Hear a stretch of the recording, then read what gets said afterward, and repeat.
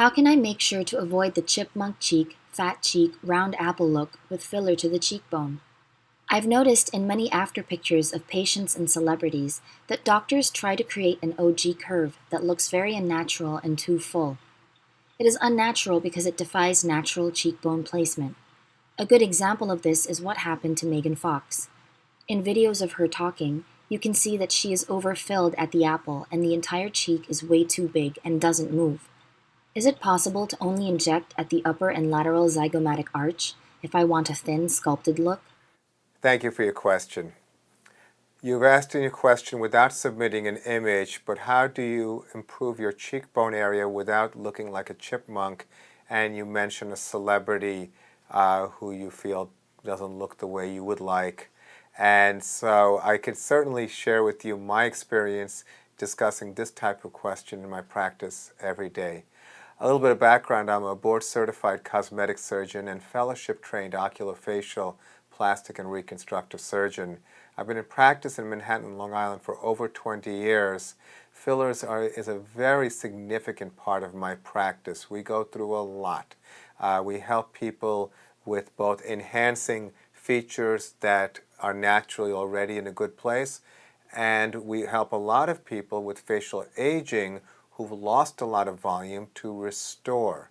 So certainly we have a lot of this type of activity in our practice, and I can certainly share with you that your concerns is pretty consistently the same, not with this particular celebrity, but with lots of celebrities. We've always looked up to celebrities to guide us as to what is attractive, and sometimes a little imbalance can cause people to really get concerned about what is ideal and possible. Very often patients say to me, if celebrities are so rich and able to get anything they want, why do a lot of them end up like this? Well, it really has a lot more to do with that individual's perception of what is attractive and their doctor's perception of what is attractive. So to begin with, I would say, to avoid looking like a, quote, chipmunk, it's very important that you work with a doctor whose perceptions and aesthetic style does not result in his patients looking like that. And you can tell that by looking at before and after pictures. Very often you'll see members of the staff, and you can tell by looking at the staff, and very often staff members will be very happy to share with you what they've had done. So you can certainly get a sense of the doctor's aesthetic.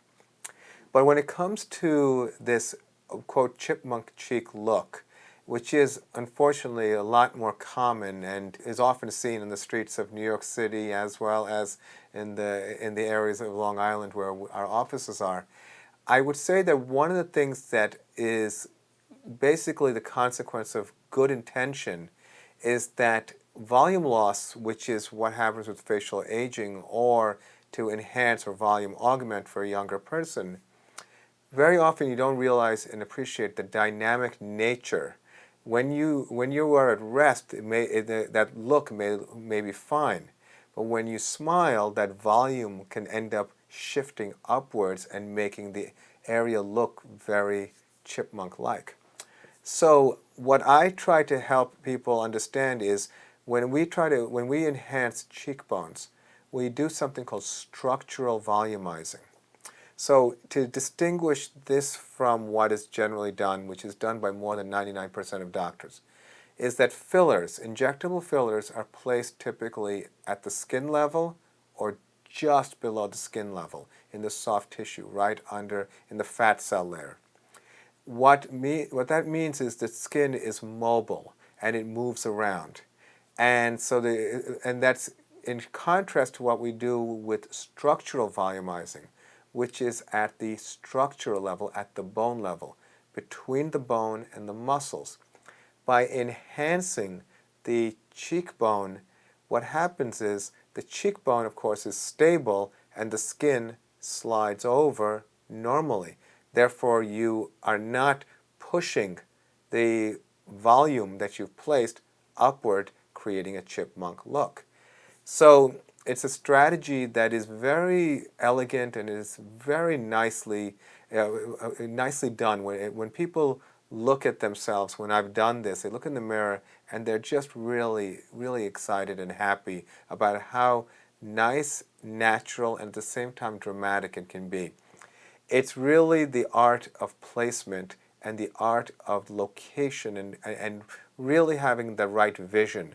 So I spend a lot of time with my patients to try to figure this out, because the cheek is not just one spot. It basically starts in the center of your face and goes back. So you have to be very clear. You and your doctor have to have a good understanding. So what I'll typically do is I'll actually draw on the patient and I'll show where I'm going and what I'm planning to do. And it's almost like a roadmap. And then placement is done. And with that, I actually do this in a way where my assistants also give me feedback. And so when my assistants tell me that it looks good and they like the way that it looks, it's usually right on the mark. So again, I think that the structural volumizing concept is something that can help you avoid the chipmunk look. But I think as important as the level of placement, and if not more important, is the vision and the artistic sense of the doctor you go to.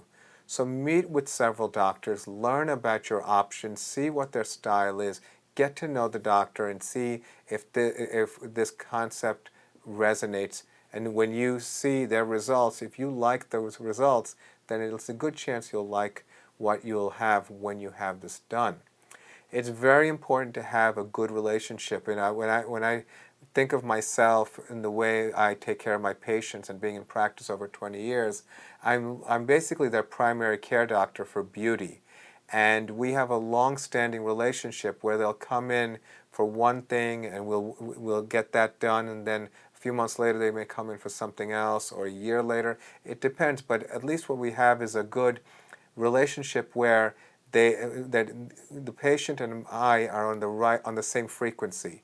And that's very, very important, because when you have that relationship, you can continuously address issues as they come up and explore things in a way that makes optimal sense so that you look natural and just look a little bit better.